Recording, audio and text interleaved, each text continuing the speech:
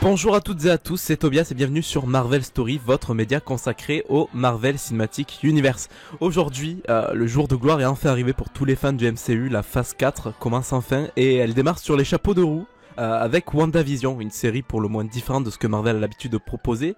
Et aujourd'hui, on va revenir sur les 2 premiers épisodes. Et pour ce faire, je suis bien évidemment pas tout seul, puisque Guillaume et Big Dan de la team Marvel Story sont, comme d'habitude, présents au combat. Comment vous allez, les gars? Aïe aïe aïe, ça va bien. Et toi? Salut. Ah ben moi ça va nickel. Vous êtes chaud pour passer à la récap? Ah bah évidemment. Ouais, carrément. Parfait. Alors avant de commencer, bien sûr, sachez que vous pouvez nous retrouver Marvel Story sur l'ensemble de nos réseaux sociaux, c'est-à-dire Twitter, Insta, Facebook, et que vous pouvez retrouver nos émissions sur YouTube, mais également sur les plateformes d'écoute comme Spotify, Google Podcast, Apple Podcast, et également vous pouvez nous retrouver aussi sur le site Marvel Story. Voilà, avec cette petite panoplie, vous êtes au courant de l'ensemble de l'actualité MCU là. Bon, vous êtes chaud, on peut y aller? Et ouais. Allez, parfait. Juste avant de commencer, sachez juste que cette review, comme les prochaines d'ailleurs, contient toute logique des spoils. Hein. Voilà, comme ça, c'est dit, bah oui. jamais. Ouais, voilà, ça on va pas dire. Ça va être dur, hein, surtout dans les premiers épisodes là. Ouais, c'est ça. Et du coup, petite mise en bouche avant de rentrer dans les détails, je vais vous demander ce que vous avez pensé des 2 premiers épisodes de WandaVision, en gros. Enfin, ce qui vous a frappé, ce qui vous a peut-être aussi moins convaincu.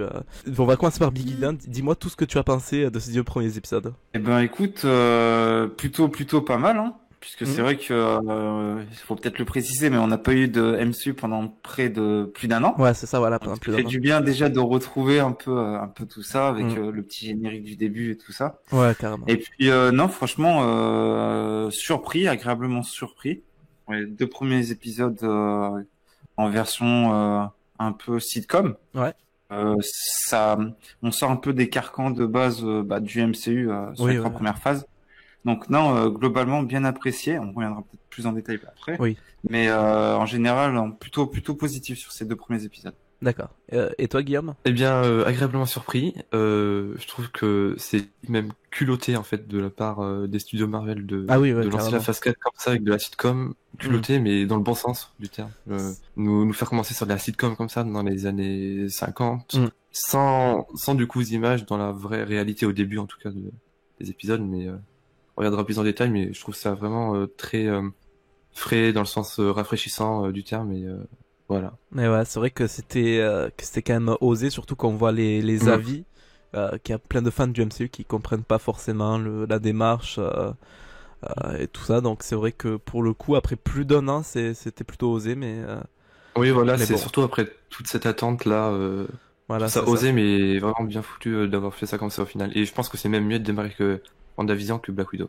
Et du coup voilà, du coup ça commence avec on commence l'épisode avec la magnifique l'intro de Marvel Studios. Franchement, je sais pas si vous êtes de mon avis, mais quel plaisir après plus d'un an sans rien de retrouver ça. En plus c'est un nouveau, c'est un peu une nouvelle intro, donc oui, il y a juste des images d'Endgame, ouais, voilà, c'est ça. Ouais, c'est ça. Il y a Infinity War aussi Mais dedans. bon, ouais.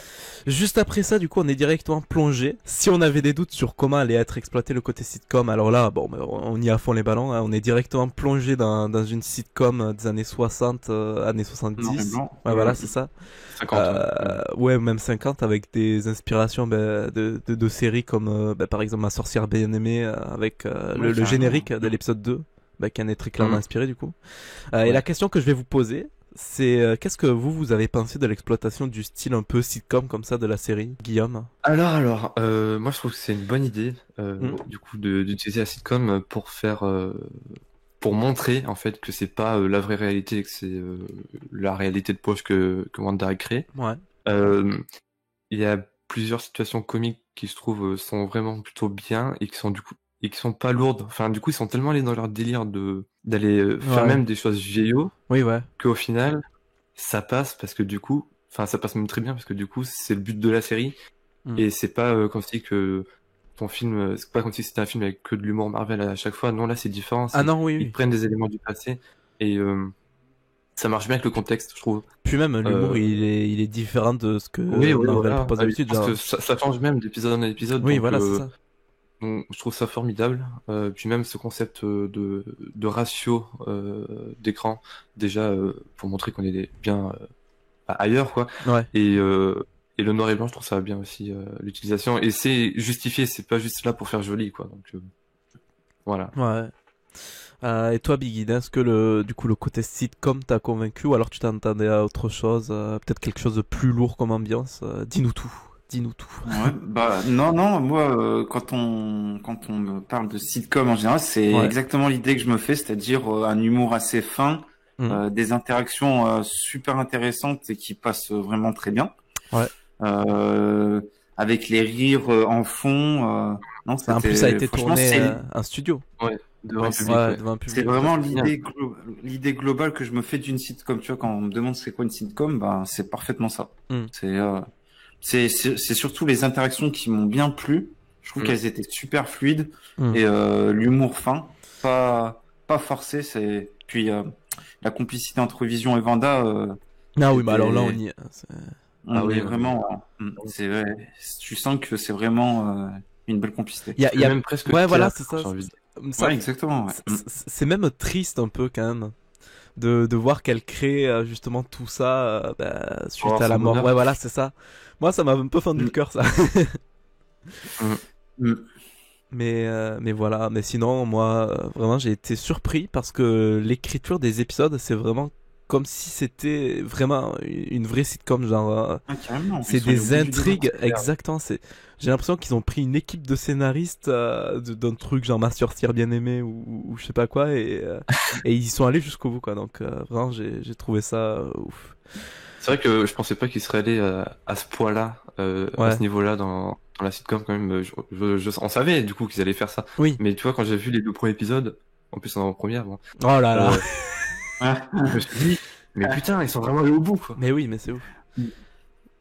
Mais ouais, puis l'intégration des persos et tout ça, que ce soit donc Agnès et puis le couple Hart dans le premier épisode, je trouve que les interactions elles sont vachement intéressantes, c'est fluide, il y a de la répartie. Franchement, c'était génial à suivre. Il me semble d'ailleurs que j'en ai aucune idée, mais j'ai vu ça passer, donc je confirme pas l'information, mais il me semble que le couple Hart, c'est des acteurs de sitcom d'avant, non? Ah bon? Il me semble. Je sais pas. J'ai cru voir ça sur internet. Je confirme pas du tout, mais si dans les commentaires certains savent, n'hésitez pas à nous le dire. Ah bah oui, carrément, mais ça serait ouf. Il me semble. Et puis je trouve que vous êtes peut-être du même avis, mais ça monte en puissance en termes de référence au MCU. Au début, peut-être sur les 10 premières minutes, il n'y a pas vraiment de référence au MCU. Et justement, après, on a des petites références, des petites références petit à petit, ouais, exactement. Et j'ai trouvé ça, c'est pas forcé, tu vois, on te dit pas c'est MCU, ça monte. Oui, voilà, c'est ça. Mais c'est ouais, d'ailleurs, je trouve le fait justement de lui parler du MCU, du coup, je rebondis là-dessus, mais du coup, prendre les pouvoirs des persos du MCU, donc de Wanda et trucs, et de Wanda et Vision. Wanda et trucs, il en a plus rien à faire. Non, mais c'est une machine, donc non. Prendre leur pouvoir à eux du MCU justement pour créer des situations comiques dans la série. Donc tu sais, comme dans le générique qu'on a vu au tout début là, dans le premier épisode, quand Vision il passe la porte, mais il porte Wanda sur elle. Mais carrément. Lui. Ah oui. Du coup, il passe la porte, sauf que Wanda tombe, et ça me rappelle aussi du coup Civil War où il rentre pas par la porte, alors qu'elle est ouverte d'ailleurs. Ah oui, ouais, au début de Civil War, ouais, dans la chambre de Wanda, ouais. Mais du coup, tout à l'heure, tu parlais des références au MCU. On a aussi eu droit du coup aux pubs qui ont fait pour l'instant référence à plusieurs événements du MCU, comme par exemple le toast là, qui vient de Stark Industries, ou dans l'épisode 2, la montre Strucker qui fait du coup bien évidemment référence au baron von Strucker qui a fait des expériences. Oui, à Hydra.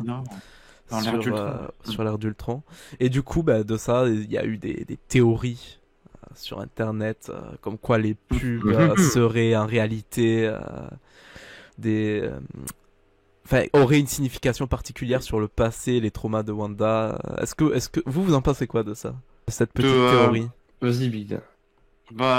Tu veux dire sur les traumatismes de Wanda? Ouais, parce que par exemple, du coup, on a le droit au toaster Stark Industries. Alors ça, par contre, je me souviens plus trop à quoi ça fait référence dans la théorie. Mais ça fait référence au fait que Stark a tué. Enfin, c'était une bombe Stark qui a tué. Oui, voilà, c'est ça. Enfin, c'est ce que les gens pensent, du coup. Ouais. Et le deuxième que c'est du coup la montre Strucker qui fait référence du coup au baron von Strucker et qui du coup a fait des expériences sur les jeux, sur les optimisés. C'est lui qui l'a fait ça. Je pense que c'est toutes ces petites références sont présentes justement pour t'indiquer que en fait Wanda elle est pas dans son état normal actuellement, tu vois. Ouais. Tous ces petits détails, que ce soit les expérimentations d'Hydra, le fait que Tony Stark, la bombe a explosé et a tué ses parents, tout ça fait que du coup elle s'est créée une bulle et on le voit bien par la radio là. Je crois que c'est l'agent Wu qui essaie de prendre contact avec elle. Donc toutes ces petites références. Non, c'est pas qui c'est. Ah ok. Je crois qu'il a. Enfin, moi, j'ai vu les épisodes en VF et je crois que c'était la même VF que. Il y a moyen après. Putain, bien vu. Et la Gap, ouais. Bien vu. Il me semble. Hein. Il me semble. Mais ouais, c'est toutes ces petites références en gros sont un peu la conséquence de l'état psychique de Wanda depuis la mort de Vision aussi. Oui, voilà, c'est ça. Et toi, Guillaume, tu as quelque chose à ajouter ou Sur les pubs, pourquoi pas. Après, vu que j'ai vu le 3e épisode, j'ai des indices en plus, mais du coup, j'ai peur de un peu de divaguer et de spoiler. Non, mais je vais rester très vague et rester sur ces 2 épisodes. Ça pourrait. Et voilà, je vais pas dire plus, mais je sais pas. D'accord, ok. Pourquoi pas, ouais. Ok. Avant, ensuite, celle d'épisode 4, 5, ça va. On verra bien. Ouais. Puis à un moment, il est question, je crois que c'est Agnès la voisine qui fait référence au diable. Et c'est peut-être une référence pour l'introduction de Mephisto. Ouais. Ouais. Ah oui, ça, je suis convaincu qu'on aura Mephisto dans la série. D'ailleurs, oui, Ralph, oui. Et oui, Ralph, du coup, elle en parle, mais... On l'a pas vu, il me semble. Et qui est Ralph? Oui, on n'a pas vu qui c'est Ralph. Puis bon, de toute façon, il y a des rumeurs depuis que l'actrice a été castée dans le rôle de cette fameuse Agnès à la D23 en 2019, là. Depuis ce jour-là, il y a plein de théories sur le fait qu'elle jouera Agatha Harkness. Plus les scoopers qui le disaient aussi avant, bien avant d'avoir les premiers leaks d'ailleurs. Et on ne va pas parler. Elle a des liens avec Mephisto dans les comics? Il me semble, oui. Ok, d'accord. Et puis d'ailleurs, j'ai vu ça sur le profil de Brandon Davis, le journaliste de comic book là, mais ça vient peut-être pas de lui. Enfin, il a peut-être relayé, mais en tout cas, il a souligné que Agnès, du coup, tu prends les 2 premières lettres, c'est les 2 premières lettres du coup de Agatha et la fin Agnès, c'est la fin du nom Harkness. Donc, tu voulais dire un truc Ouais, je voulais revenir sur une scène qui m'a un peu mis mal à l'aise, je sais pas vous, la scène du coup du dîner où il y a le couple Anne qui veut savoir un peu, connaître l'histoire entre Wanda et Vision, et il y a eu un gros malaise et cette scène j'ai trouvé vraiment pas mal. Mais oui, c'est ça, ça a vite pris une tournure pesante et justement ça va rejoindre quelque chose que je voulais dire, c'est que aussi la série, elle amorce déjà le côté un peu bizarre, perturbant de l'univers créé par Wanda. Et ça, dès les premières minutes, avec par exemple la scène, c'est une scène qui moi perso m'a un peu frappé, mais quand Vision il est au travail et qu'il sait même pas pourquoi il travaille quoi. Il est là, il a aucune idée de ce que sa boîte produit. La seule chose qu'on a besoin de savoir, c'est qu'il doit faire des formulaires informatiques quoi.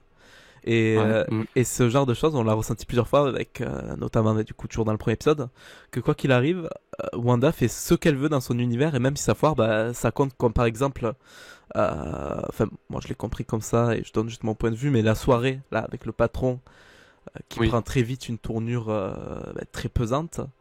Elle se finit en fait comme si c'était une super soirée. Vision obtient même une promotion, les 2 repartent tout souriants et tout. Wanda elle a dû voilà ça. modifier la réalité comme on a pu le voir d'ailleurs dans l'épisode 2 je pense à la fin. Ouais, et oui, la personne qui sort des égouts, c'est ça?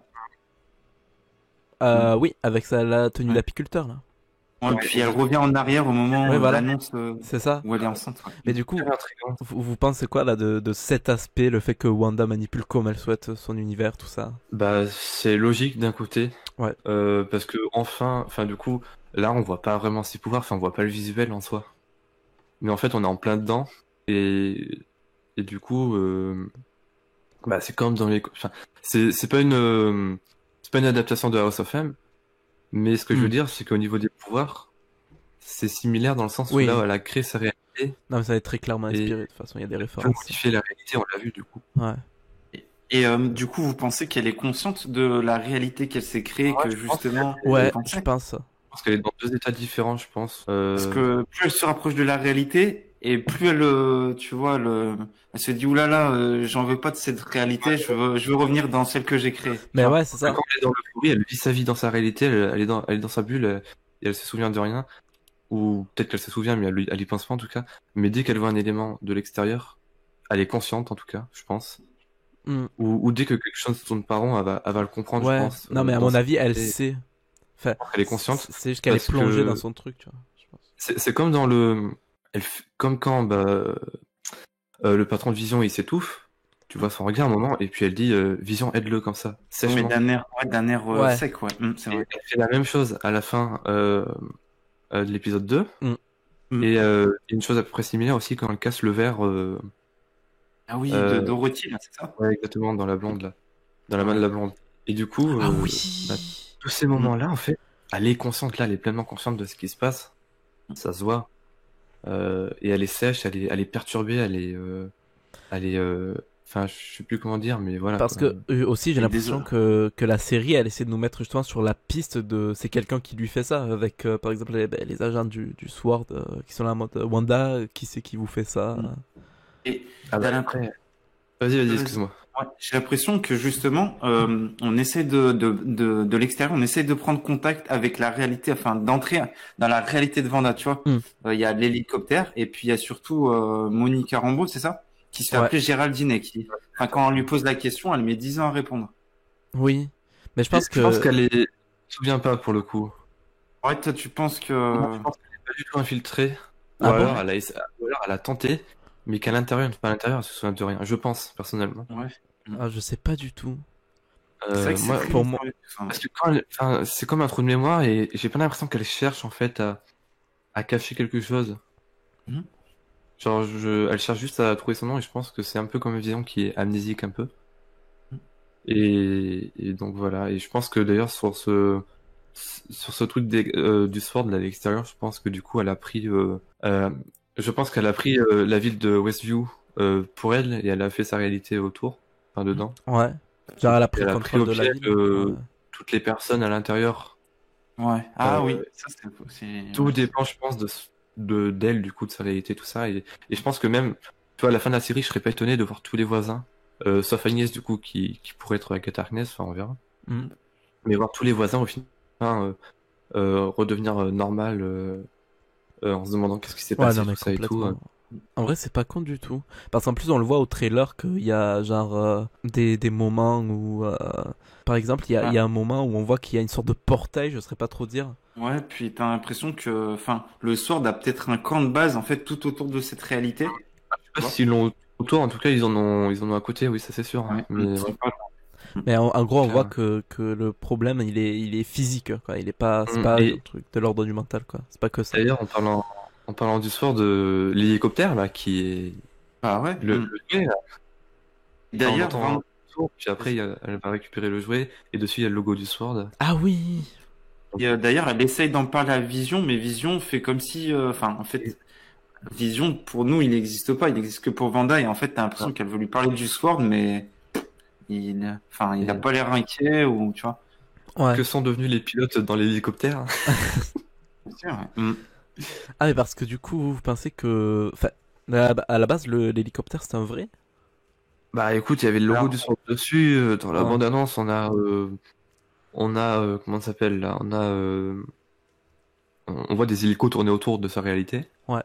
Et d'ailleurs, je pense qu'on aura peut-être une partie de la série dans les prochains épisodes, je sais pas encore, qui va se passer pendant que les premiers épisodes se déroulent, mais à l'extérieur, tu vois.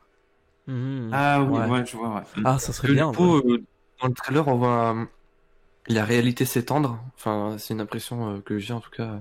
Et on voit un hélico qui essaye, un peu pas de s'échapper, mais d'éviter de se faire attraper, tu vois. Et si jamais, c'est peut-être la scène qui se passe juste avant que l'hélico arrive dans son jardin. D'ailleurs, je crois que dans le trailer, il y a justement une scène avec un hélicoptère qui se crache ou qui essaie de... Tu sais, qui est en pleine réalité et tout, ouais. Il est en pleine manip, il essaye de s'échapper. Ça pourrait être une scène, ouais. C'est ça. Mais du coup, l'importance du sword qu'on aperçoit déjà dès la fin du premier épisode, où on voit quelqu'un qui observe ce qui se passe dans l'univers de Wanda. Du coup, cette personne, je me demande qui ça peut être. Est-ce que c'est quelqu'un qu'on a déjà vu ou ça va être un nouveau perso? Je sais pas. Qui regarde la télé là, à la fin. Je pense que non, la personne qui sort des égouts là. Oui, ouais. L'apiculteur. Ouais. Je me demande. Il a le logo du sword derrière, mais bon. On sait pas. Je me suis dit, est-ce que ça serait pas comme ça, mais c'est vraiment une théorie que je lance. En fait, la personne j'avais l'impression qu'elle ressemblait à l'agent à Talos. Vous savez, dans Captain Marvel, il a oui, à Ben Mendelsohn. Je trouve qu'il ressemblait beaucoup à Ben Mendelsohn. Ouais, exactement. Je vais le citer que Hamza. Ouais. Ah ouais? Hamza, qu'on salue bien sûr. Sauf que du coup, dans les crédits, dans les crédits de fin, c'est pas lui qui est. En tout cas, c'est pas cet acteur-là. Ouais. Et, au faciès, comme ça, je me suis dit, tiens, c'est peut-être lui, mais. Et c'est un cascadeur qui a déjà travaillé sur quelques films du MCU qui est à l'intérieur de ce costume-là, a priori. C'est ce qu'on sait pour l'instant. Et d'ailleurs, on va le revoir. Et dans la vraie réalité, puisque hier, ils ont sorti on enregistre ça le samedi, et du coup, le vendredi soir, le jour de la sortie, ils ont sorti une sorte de featurette avec de nouvelles images à la fin, et on voit comment s'appelle, l'apiculteur qui sort de la réalité via les égouts. Mais après, je sais pas s'il y a eu des montages où ils essayaient de monter la luminosité ou je sais pas quoi de l'image. Il y a moyen, ça c'est possible. Aussi, je pense que... Après, je sais pas, moi il m'a fait penser, vraiment au pif, ça n'a aucun rapport, mais je sais pas, j'ai l'impression que le mec il ressemble à Peter Capaldi derrière le truc, mais du coup j'ai aucune idée de qui ça peut être, de qui est l'acteur, de qui est le personnage, Et c'est pas plus mal, c'est encore flou. Il y a du mystère. Ça trouve c'est un agent du sport de... Oui, voilà, lambda, c'est ça. Après, là où on peut rebondir, c'est la personne qu'on voit en train d'écrire en regardant l'émission à la fin de l'épisode 1, là. Oui, on peut imaginer. Avant chaque générique de fin. Je vais retourner voir vite fait, parce que je suis devant le truc. Mais il me semblait que ça ressemblait... c'est un homme ou une femme? C'est un homme, c'est sûr que c'est un homme. C'est un homme? Je pense vraiment, je sais pas, son visage, on dirait vraiment que c'est un homme. Ah, peut-être alors. Parce que moi, j'aurais soit pensé du coup à Darcy Lewis. Et oui, Darcy, donc à la fin, mais je pense, non, mais vu sa main, je pense que c'était plutôt une femme qui écrivait. Je pense sincèrement. Ah oui, non, mais après, on parle du mec un apiculteur ou non, là on parle de la fin. Là, non, la personne qui écrit, oui, on dirait une main de femme, oui. Une femme, mais ça peut être Darcy, peut-être. C'est possible. Darcy, après, qu'est-ce qu'on ferait là maintenant, je ne sais mais pas. Mais elle avait été cast pour WandaVision, Darcy, ou pas? Ah oui, oui, elle est confirmée. Et ou quelqu'un d'autre du soir de Banal aussi. On verra. En tout cas, c'est bien du soir, parce que derrière, sur les ordinateurs, on a tous les relevés, de données et tout ça, avec la réalité, on a aussi le logo du Sword. Par contre, du coup, point négatif, je trouve que l'épisode est super court. Enfin, les épisodes sont super courts, mais c'est peut-être que les deux premiers. Et le générique, mais il est long. Le troisième n'est pas aussi long. Le troisième n'est pas plus long. Les génériques. Ok, c'est design et tout, mais le générique, je l'ai trouvé super long. Non, les génériques sont longs. Ils font 7-6 minutes. Hein. Ouais, du coup, sur un épisode de 27 minutes. Tu peux probablement compter 6-7 minutes en moins quand tu regardes la durée, puis si tu comptes le générique Marvel du début, le récap dans les épisodes. Oui, voilà, c'est ça. Tu peux enlever au moins 8 minutes du truc facile. 7, 8 minutes. Et puis, juste revenir peut-être sur Vision. Ouais. Je l'ai trouvé plutôt marrant. C'est vrai que, dans ses différentes apparitions dans le MCU, c'était plutôt, on n'en savait pas trop sur lui, sur ses sentiments, même si c'est pas un humain. Hein. Mais je l'ai trouvé vachement marrant la scène où il avale le chewing-gum et tout ça. Oui, vraiment ça c'est des mécanismes de sitcom, de vrais sitcoms, tu vois. Mais ça c'est vraiment des intrigues que je verrais dans un épisode. Enfin bon, il n'y a pas vraiment de sitcom de ce type. Mais d'ailleurs, je sais pas vous, mais Paul Bettany, c'est limite une révélation là dans la série. Vraiment. C'est totalement l'opposé de ce qu'il fait dans le MCU. Puis il crève l'écran quoi. Ah mais vraiment, je suis fan. des interactions aussi entre Wanda et lui, et aussi d'ailleurs on en parle pas trop, mais Catherine Hahn en Agnès, elle joue très bien aussi. Ouais. Elle a ce côté un peu voisine dérangeante. Là, ce petit trio, là, les trois, crève l'écran, je trouve. Donc, non, je suis d'accord. Un bon point positif. Je suis d'accord. Et du coup, l'épisode 2 qui se finit sur Wanda qui devient enceinte. Donc ça tease. Couleurs, ouais, et les couleurs qui reviennent. Donc ça tease du coup les jumeaux. Pour la suite de la série, vous en pensez quoi, ça? Ah, j'ai trop hâte. C'est cool. Enfin, une femme qui devient enceinte en quelques secondes. Ouais, bah. Alors, j'ai dit, c'est quoi, c'est 6 mois, non? Non, c'est 9 mois, c'est 9 mois. 8-9 mois, non? C'est 9 mois. Non. Et aussi, à la fin de l'épisode 1 aussi, elle fait des trucs comme ça, genre, oui, mais voilà, les alliances. Le temps, il se déroule d'une manière différente dans la série. Et d'ailleurs, pour avoir lu le comics La Croisade des enfants, du coup, avec les jumeaux, les enfants de Wanda, et les comics Young Avengers, j'ai très très très hâte de voir Billy et Tommy en action, donc Wiccan et Speed. J'espère qu'on va aller voir d'ailleurs avec leur pouvoir à la fin de la série. J'y crois. Hein. Mais parce que vous pensez que... Alors attends, est-ce que vous pensez qu'à la fin de la série, les choses qui ont été créées par Wanda, genre du coup Vision et les enfants, tout ça, vont ressortir de cet univers-là et intégrer la vraie timeline? Les enfants seront là, en tout cas. Vision, j'en suis pas certain. Parce que on pourrait garder ce sacrifice dans Infinity War. Et se dire, il est pas mort pour rien, quoi. Enfin, même s'il est un peu mort pour rien, vu que Thanos a quand même chopé la pierre. Ouais. L'esprit du sacrifice était là. Ce serait con de revenir en arrière, je trouve, là-dessus. Même si j'apprécie beaucoup Paul Bettany, mais là, c'est vrai que... Ensuite, surtout qu'ils peuvent faire d'autres visions, il y a d'autres versions dans les comics. Oui.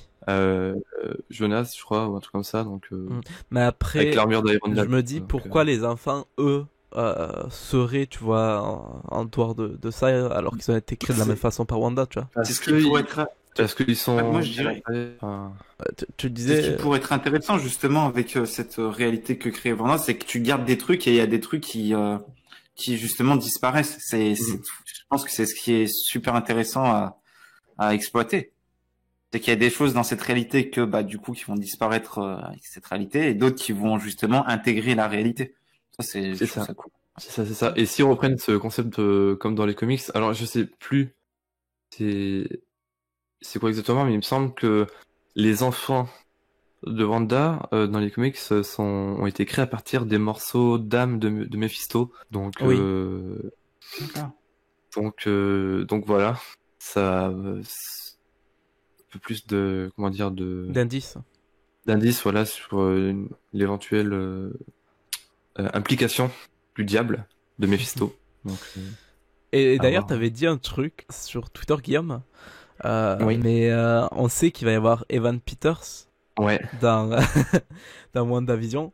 Franchement, le cast serait incroyable. Voilà. Ah oui, mais moi je trouve qu'il a trop la gueule du perso. Enfin, je trouve qu'il peut bien faire un gars maléfique, tu vois. Et bon, c'est vrai que c'est une coïncidence de prendre l'acteur qui jouait Quicksilver dans l'univers pour le prendre et le foutre dans le MCU. Honnêtement, je pense qu'à l'heure où ils ont écrit WandaVision, prévu de prendre le gars de la Fox et de le foutre dans la série, c'est ça. Puis qu'est-ce qu'il ferait là, en fait, le Quicksilver de la Fox? S'ils avaient les moyens de ramener Quicksilver, s'ils l'auraient vraiment voulu, ils auraient pu ramener Aaron Taylor. Oui, parce que là, ça n'a pas vraiment de sens. Marvel a les moyens, ils peuvent le faire revenir, surtout, voilà. Donc, moi, je pense vraiment qu'il va jouer... D'ailleurs, c'est quand même un acteur, il est pas réputé, mais je veux dire, il est connu quand même. Il est connu, moi pour ceux qui connaissent la série American Horror Story, il a la gueule de l'emploi pour faire Mephisto. C'est exactement pour ça que je suis convaincu en fait que ça va être lui. Donc il y a Mephisto en tout cas. Et je vois pas qui d'autre il pourrait jouer. Et je le vois pas en Quicksilver, surtout qu'il était pas non plus. Franchement, s'ils font revenir Quicksilver, version Fox. Quitte à ramener des castes de la Fox, même si pourquoi plus, autant reprendre Hugh Jackman et James McAvoy. et du coup, en WandaVision, il y a aussi un lien avec le multivers. Normalement, oui. Qui doit être fait. Après là, je vois... là, on en est, il n'y a vraiment qu'une piste, j'ai l'impression de... Oui, pour l'instant, par où ça peut le fait qu'elle a créé sa réalité, c'est tôt. Mais du coup, avoir l'implication du sort d'une si grosse entité sur ça... laisse peut-être présager qu'il va se passer quand même pas mal de choses par la suite. Parce que quand elle va être dégagée de sa réalité par le Sword, elle va peut-être encore plus péter un câble et créer, je sais pas, des failles, faire des trucs comme ça, et puis voilà. Ouais, parce que parce que là c'est carrément. Après, je sais pas si dans les remix elle est aussi puissante au point de bouleverser ou de faire collisionner des univers, tu vois. Je crois que si. Hein. Après, je pense qu'ils peuvent adapter la chose, tu vois. Ouais, je pense qu'elle peut créer, tu vois, des failles, des choses comme ça, mais après. Ok. Ouais, bah. Ils ont clairement dit que WandaVision sera lié à Doctor Strange et que ça va être également lié à Spider-Man 3 et que de toute façon les 3 réalisateurs des 3 projets différents travaillent en collaboration justement pour la bonne continuité des choses. Et puis moi je pense que ça va vraiment être une grosse trilogie en fait sur toute cette partie. En gros, tu as l'introduction dans la série. Spider-Man c'est un peu les conséquences de tout ça et puis la conclusion avec Doctor Strange 2. Je suis d'accord avec toi pour le coup. Puis ça ferait un énorme coup de pub du coup à WandaVision quand Spider-Man 3 sortira. Bah complètement oui. Moi je pense que ça va le faire et ouais. Franchement plutôt confiant pour la suite. Hein. Bon, c'est que 2 épisodes, hein. Il en reste encore 7, mais non plutôt. Plus confiant pour le 3, hein, je peux le dire. Ouais.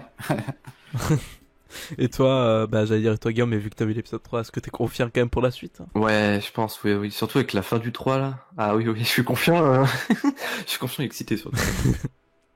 Oui. Bon, je pense de mon côté. En temps voulu. D'accord. Bon, mais moi je pense que de mon côté, on a fait le tour. Ouais, on a bien parlé, je trouve. Ouais. Bon, du coup, merci à tous d'avoir suivi cette récap et n'hésitez pas à réagir en commentaire, à débattre avec nous, à laisser vos avis sur les 2 premiers épisodes de WandaVision. Vous pouvez également liker, partager si ça vous a plu. Et je vous rappelle que vous pouvez suivre Marvel Story sur le site web marvelstory.fr et sur les réseaux sociaux, vous êtes de plus en plus nombreux et d'ailleurs on vous en remercie, les 20 000 sur Twitter. On a passé les 20 000. C'est incroyable, on va faire péter le champagne. Mais du coup, voilà, vous connaissez la chanson, Twitter, Insta, Facebook, YouTube, Spotify, etc. Exactement. Merci Guillaume et Big Dan d'avoir été là, comme toujours. Merci à toi. Au plaisir, merci à toi. Et quant à moi, je vous dis à la semaine prochaine pour la review sur l'épisode 3. Et à bientôt du coup sur Marvel Story. Ciao. À la prochaine.